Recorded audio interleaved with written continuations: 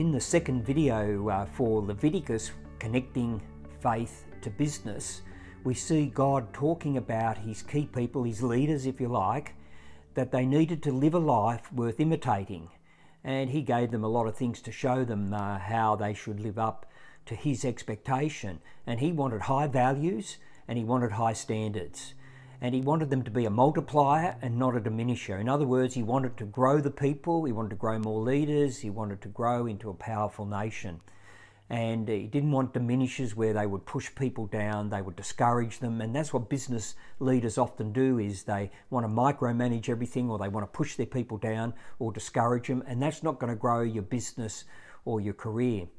And when we look at Leviticus chapter 18 through to chapter 21, God expected his people to have these values, or high values and high standards. And, here are some keys that come out in these chapters. One was to adopt his high standards, not their high standards, not the community's standards, but God's standards. Number two was to care for the interest of others. It wasn't just about them, it was about those, in your case, those who work for you, those you work with, those in your life, like your relationships. So we need to care for the interests of others. Number three is to keep your word, yet let your yes be yes and your no be no. Do people trust you? I remember someone telling me in my younger years that he always told it exactly the way it was because he didn't have to remember in a few years what he said to that person. He always knew that he would have said the right thing. So keep your word. Number four, develop your gifts and potential. So often we have gifts that we hide.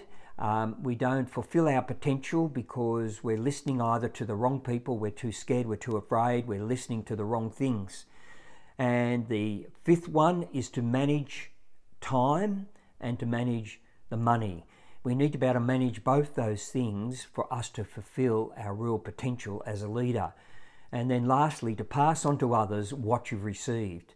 We need to be blessed to be a blessing to other people. But I remember sensing in a quiet time with God some time ago, many years ago, that he said, you're not going to retire because you're taking up space on the planet. You're here, you've learned a lot, you've learned good things, you learned from your mistakes, and you're going to pass those on to other people. And that's what I've been doing in these times through a whole range of ideas, the YouTube channel, printed material, in talks, in multiplying, in fact, what I've learned. So, we've got to have high values, high standards. Do I always get there? I make mistakes, I fail, and you will too.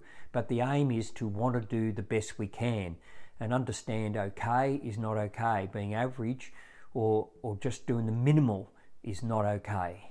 Be a multiplier and not a diminisher.